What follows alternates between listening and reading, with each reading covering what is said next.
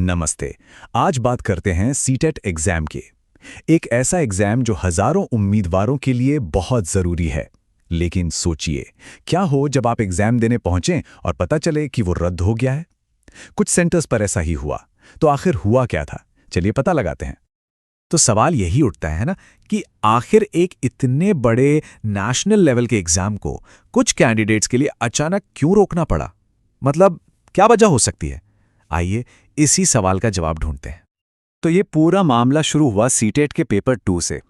हुआ ये कि बिहार के वैशाली जिले में कुछ एग्जाम सेंटर्स पर कह सकते हैं कि हंगामा हो गया। हालात इतने बिगड़ गए कि सीबीएसई जो ये एग्जाम कराती है उसे एक बहुत बड़ा और मुश्किल फैसला लेना पड़ा। अब इससे पहले कि हम आगे बढ़ें, ये समझना जरूरी है कि ये प्रॉब्लम कितनी बड़ी थी। देखिए, पूरे देश में 1803 सेंटर्स पर ही एग्जाम हो रहा था। और अच्छी बात यह है कि 1801 सेंटर्स पर एग्जाम बिल्कुल ठीक ठाक हो गया।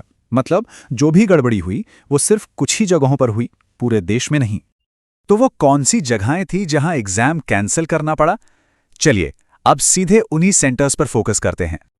हाँ, आपने सही सुना। 1800 से ज्यादा सेंटर्स में से सिर्फ दो सेंटर्स पर यह दिक्कत आई, और ये दोनों ही सेंटर वैशाली जिले में थे। जाहिर है, जब ऐसा कुछ होता है तो कैंडिडेट्स परेशान हो जाते हैं। तो उनकी चिंता को दूर करने के लिए और सिचुएशन को क्लियर करने के लिए सीबीएसई ने एक ऑफिशियल स्टेटमेंट जारी किया।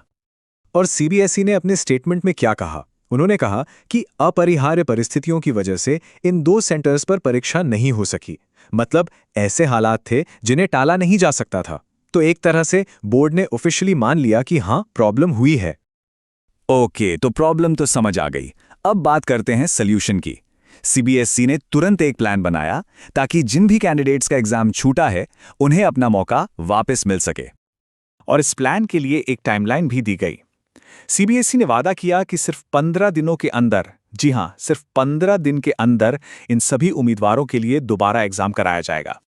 तो अगर कोई कैंडिडेट ये सोच रहा है कि अब उसे क्या करना है, तो बोर्ड ने 3 चीजें बिल्कुल साफ कर दी हैं। सबसे पहले, नई डेट और टाइम का इंतजार कीजिए।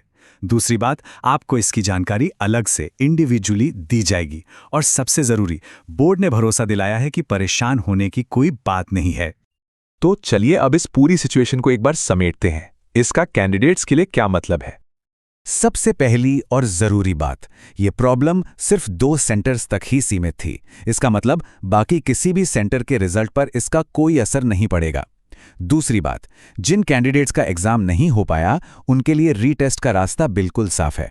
और आखिर में सीबीएसई ने सिचुएशन को ऑफिशियली एड्रेस किया है और संभाल लिया है।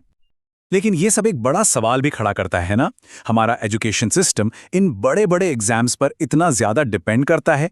तो ऐसे में भविष्य में इस तरह की परेशानियां दोबारा ना हो, इसके लिए अथॉरिटीज और क्या बेहतर कर सकती हैं? ये एक ऐसा सवाल है जिस पर हम सबको सोचने की जरूरत है।